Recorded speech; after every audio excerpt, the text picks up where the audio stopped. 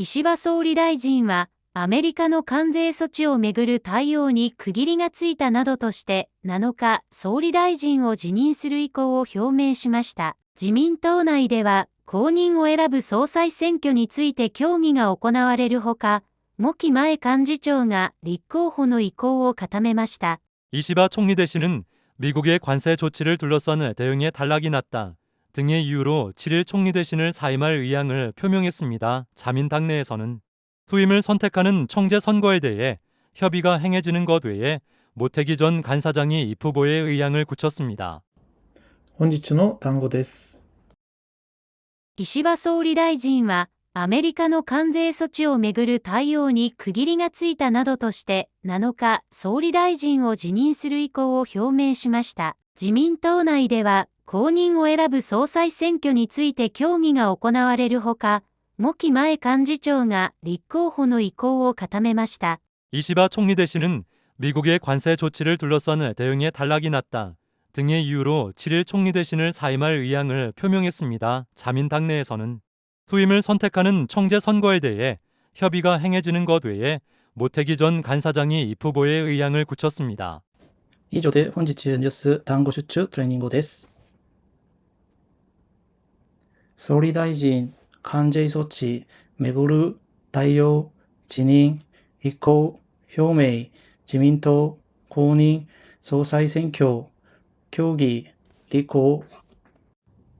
총리 대신 관세 조치 머무를 둘러싼 대응 사임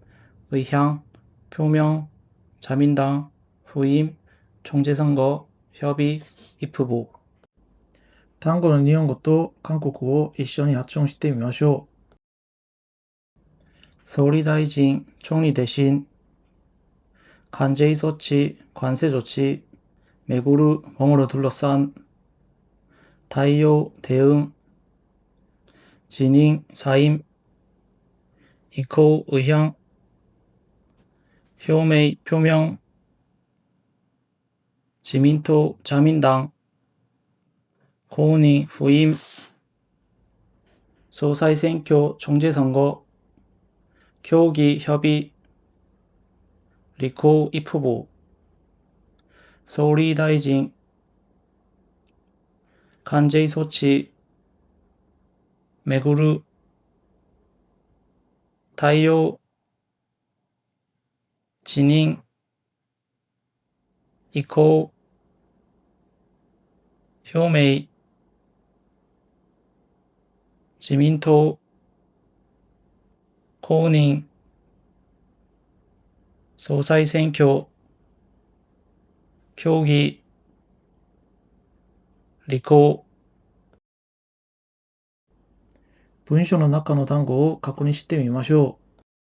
石破総理大臣はアメリカの関税措置をめぐる 이시바 총리 대신은 미국의 관세 조치를 둘러싼 対応に区切りがついたなどとして 대응에 단락이 났다 등의 이유로 7日、総理大臣を辞任する意向を表明しました。 7일 총리 대신을 사임할 의향을 표명했습니다. 自民党内では後任を選ぶ総裁選挙について 자민당 내에서는 후임을 선택하는 총재 선거에 대해 協議が行われるほか、茂木前幹事長が立候補の意向を固めました。 협의가 행해지는 것 외에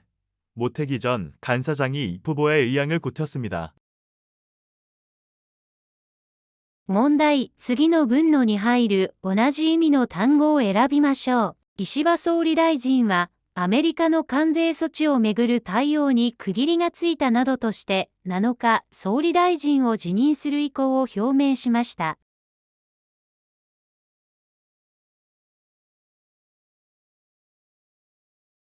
문제 다음 문장에서 왜 같은 의미인 단어를 고르세요. 이시바 총리 대신은 미국의 관세 조치를 둘러싼 대응에 단락이 났다 등의 이유로 7일 총리 대신을 사임할 의향을 표명했습니다.